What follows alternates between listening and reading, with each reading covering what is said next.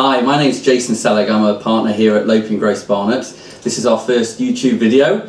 Hopefully we're going to issue a series of them on topical changes to tax, how it affects our clients and everybody else out there who's listening. This week we're going to talk about the changes to the UK tax system regarding child benefit. That's going to affect everybody out there with a responsibility to looking after children. And I'm going to talk here with my partner Jonathan Brodie about what these changes are and who does it affect. So Jonathan, who does this change affect? Well, just as a small introduction, child benefit is a non-means tested tax-free payment that parents and people responsible for children receive. And recently the government, looking for ways to reduce the cash burden on the as a result of this economic depression that we're in, has announced that from the 7th of January 2013, individuals who are earning in excess of £50,000 will receive a tapered reduction in child benefit up until the maximum amount of earnings before they receive nothing, which is £60,000. So from £50,000 to £60,000 there's going to be a 1% in reduction of your child benefit that you receive for every £100 that you earn.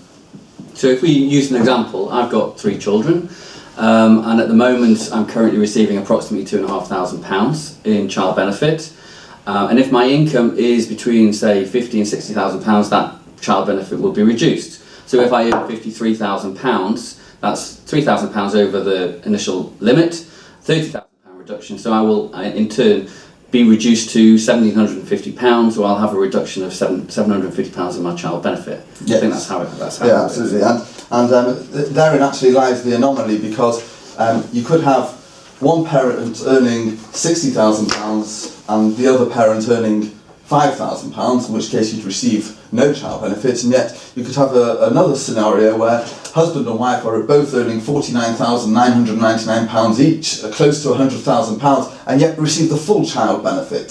Yeah, it's really not fair on certain families. It seems families. to be unfair, but the government tried to have a simplified method, and this was the route they decided to go down: a tapered reduction from £50,000 to £60,000. So if you are, say, earning £55,000 or near £60,000, what can you do? Well, there's a couple of solutions. I mean, simply for those who are earning the £55,000 mark, they may want to consider increasing their pension contributions and or some gift aid.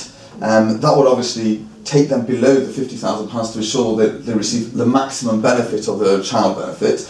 Or alternatively, they could look at if they belong to if they're an employee of a company that offers salary sacrifice, they could look to salary sacrifice and gain some benefits that way in order to maintain the child benefits. Okay, but also if obviously if you're making gift aid payments or you're making pension contributions, there's going to be a cash squeeze on people, because it's money that they would be earning that they're now not receiving in cash. Absolutely. But it's slightly subsidised by the fact that you're going to get your child benefit back. So a person has to weigh up the benefits and what their ultimate aim is. If they need the cash, then it may not be the right thing to do. If they don't, then and you're just going to get squeezed. Absolutely.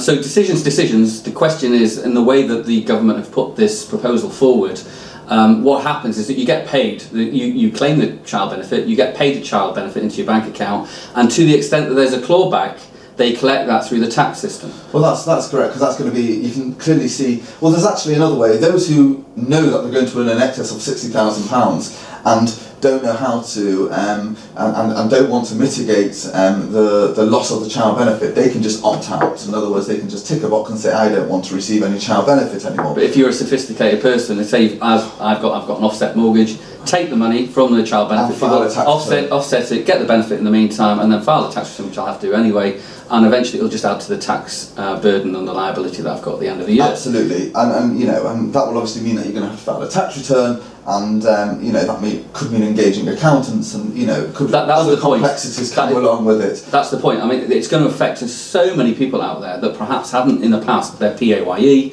they haven't had to fill in a tax return before, but now because the child benefit scheme is intermeshing with the tax regime, there's an awful lot of people out there, I think, that are going to need to file tax returns that haven't needed to do so. Absolutely. The one other point that I just want to quickly raise is it's always worthwhile claiming child benefit, if only just filling in the forms with the relevant department in order to protect your state pension entitlement, because getting child benefit for a child under 12 it adds to the number of years that you've effectively been working. So Correct, that's yeah. quite important. So that has a benefit as well, yes.